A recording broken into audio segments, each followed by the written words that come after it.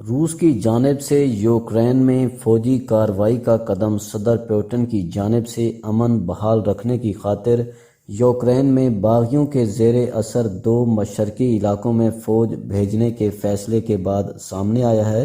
روس نے گزشتہ چند ماہ کے دوران یوکرین کی سرحدوں پر کم از کم 2 لاکھ فوجی تعینات کیے تھے اور اب یوکرین پر روس کے تازہ حملے کے بعد یہ خدشات پیدا ہو گئے ہیں کہ یہ قدم یورپ کے سیکیورٹی ڈھانچے کو تار تار کر سکتا ہے۔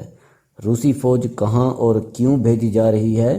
جب سن 2014 میں روس نے یوکرین میں در اندازی کی تھی تو روس کے حمایت یافتہ باغیوں نے مشرقی یوکرین میں بڑے علاقے پر قبضہ کر لیا تھا اور اس وقت سے وہ یوکرینی فوج سے برسرے پیکار ہیں۔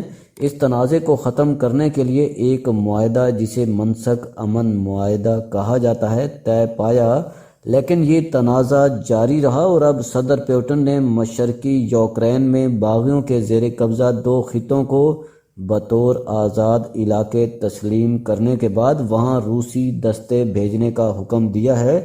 یاد رہے کہ رواں ہفتے کے آغاز پر صدر پیوٹن نے یوکرین کے 2 علاقوں لوہانسک اور ڈونیٹسک کو آزاد ریاستیں تسلیم کرنے کا اعلان کیا تھا اور وہاں امن قائم کرنے کے لیے افواج بھیجنے کی بات کی تھی۔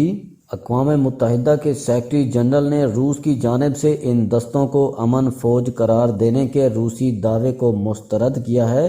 مغربی ممالک کا خیال عرصہ دراز سے تھا کہ روس 4 کروڑ 40 لاکھ آبادی والے یوکرین پر ایک بڑے حملے کی تیاری میں ہے۔ ولادیمیر پوٹن کو یوکرین سے مسئلہ کیا ہے؟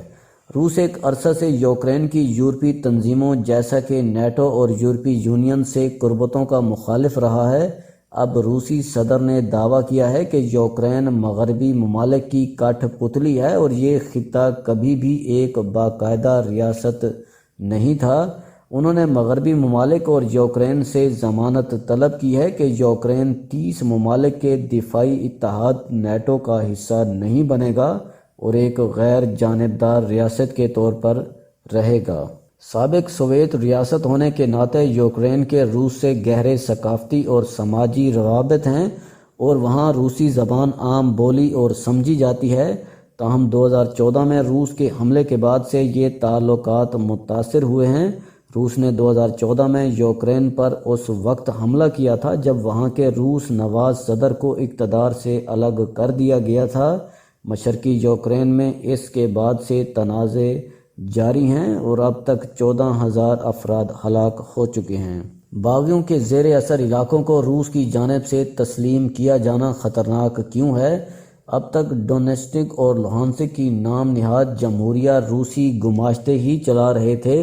روسی صدر کی جانب سے انہیں آزاد ریاستوں کے طور پر تسلیم کیے جانے کے بعد پہلی مرتبہ اس بات کی تصدیق کی گئی کہ ان علاقوں میں روسی فوجی دستے تعینات ہیں اور وہاں فوجی اڈے قائم کر سکتے ہیں۔ ایک ایسے علاقے میں جہاں روزانہ کی بنیاد پر جنگ بندی کی سینکڑوں خلاف ورزیاں کی جا رہی ہیں، روسی فوج بھیجنے سے کھلی جنگ کا خطرہ کہیں زیادہ بڑھ گیا ہے۔ منسک معاہدے کے تحت ان دونوں علاقوں کو یوکرین میں ایک خصوصی درجہ حاصل ہونا تھا، لیکن صدر پیوٹن کے اقدام نے اس پر عمل درآمد کو ناممکن بنا دیا ہے۔ صورتحال جس وجہ سے زیادہ خراب ہو سکتی ہے وہ یہ ہے کہ یہ ریاستیں صرف اپنے کنٹرول میں موجود محدود علاقے پر ہی اکتفا نہیں کر رہی، بلکہ ان کا دعویٰ ان دونوں خطوں کے مکمل علاقے پر ہے۔ روسی صدر نے کہا کہ ہم انہیں تسلیم کرتے ہیں اور اس کا مطلب ہے کہ ہم ان کے قیام کی تمام دستاویزات کو بھی تسلیم کرتے ہیں۔ روس نے پہلے ہی یوکرین پر مشرقی علاقوں میں نسل کشی کے جھوٹے الزامات لگا کر جنگ کا میدان تیار کر لیا ہے۔ اس نے باغیوں کے زیر اثر علاقوں میں 7 لاکھ شہریوں کو روسی پاسپورٹ دیے ہیں اور وہ کسی بھی کارروائی کو اپنے شہریوں کا دفاع قرار دے سکتے ہیں۔ روس اس تنازع میں کس حد تک جا سکتا ہے؟ ممکن ہے کہ روسی صدر مشرقی یوکرین میں ہونے والے منسک امن معاہدے کی خلاف ورزی پر ہی رک جائیں۔ روسی کے صدر ماضی میں اہداف حاصل نہ ہونے کی صورت میں صرف فوجی تکنیکی حربے استعمال کرنے کی بات کرتے آئے ہیں۔ جبکہ ماسکو نے یوکرین میں کسی بھی قسم کی فوجی کارروائی کی تردید کی تھی، تاہم اب ایسا دکھائی دے رہا ہے کہ سفارتی حل کی کوششیں اب برابر ثابت نہ ہو سکیں، اور مغربی ممالک نے یہ خدشہ ظاہر کیا ہے کہ روس مزید آگے جا سکتا ہے۔ امریکی صدر جو بائیڈن نے خبردار کیا ہے کہ ہمیں یہ یقین ہے کہ وہ یوکرین کے دارالحکومت کیو کو ہدف بنائیں گے، جہاں 28 لاکھ معصوم شہری بستے ہیں۔ ایسا لگ رہا ہے کہ روسی افواج مشرقی، شمال اور جنوب کی طرف سے پورے یوکرین تک جنگ کا دائرہ وسیع کر دیں گی اور یوکرین کی جمہوریہ طور پر منتخب حکومت کا تختہ الٹ دیں گی۔ روس کرائمیا، بیلاروس اور یوکرین کی مشرقی سرحدوں پر بھی فوجی دستے بھیج سکتا ہے۔ حالیہ برسوں میں روس نے بھی اپنی افواج کی استعداد اور صلاحیتوں کو بڑھایا ہے، اور اب روس کو عوام کے غم و غصے کا بھی سامنا کرنا پڑ سکتا ہے۔ فوج نے 18 سے 60 سال تک اپنے تمام ریزرو فوجی بھی طلب کر لیے ہیں۔ امریکہ کے فوجی اہلکار مارک ملی نے کہا ہے کہ روس کی فوجی کارروائی سے یوکرین کے لیے خوفناک نتائج نکلیں گے اور بڑی آبادی والے شہر شدید متاثر ہوں گے۔ روس کے صدر کے پاس اور بھی آپشنز ہیں، ان میں سے ایک نو فلائی زون یا یوکرین کی بندرگاہوں کو بند کر دینا یا جوہری ہتھیار پڑوسی ملک بیلاروس منتقل کیے جا سکتے ہیں۔ صدر پیوٹن سائبر حملہ بھی کر سکتے ہیں۔ رواں برس جنوری میں بھی یوکرین کی حکومت کی ویب سائٹس بند ہو گئی تھیں، اور پھر فروری کے وسط میں یوکرین کے 2 بڑے بینک بھی ایسے حملوں کا ہدف بنے تھے۔ مغربی ممالک یوکرین کی خاطر کہاں تک جا سکتے ہیں؟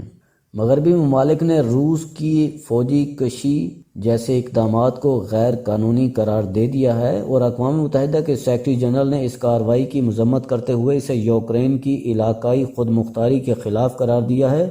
امریکہ نے واضح کیا ہے کہ وہ یوکرین کو اپنے خود مختار علاقے کے دفاع میں مدد کرنے کے لیے پرعزم ہے۔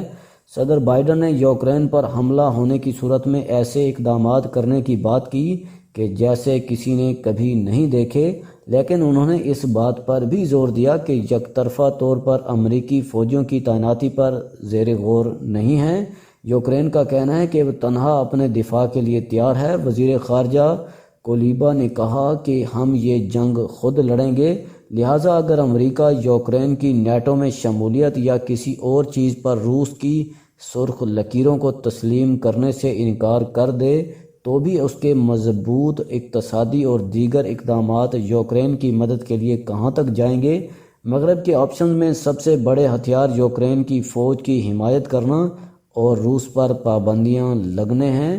برطانیہ کے دفتر خارجہ کے وزیر وکی فورڈ نے کہا ہے کہ برطانوی حکام دفاعی تعاون میں توسیع پر غور کر رہے ہیں۔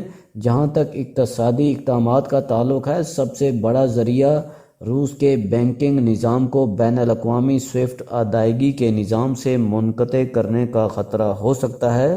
اسے ہمیشہ آخری حربے کے طور پر دیکھا جاتا رہا ہے، لیکن لیٹویا نے کہا ہے کہ اس سے ماسکو کو ایک مضبوط پیغام جائے گا۔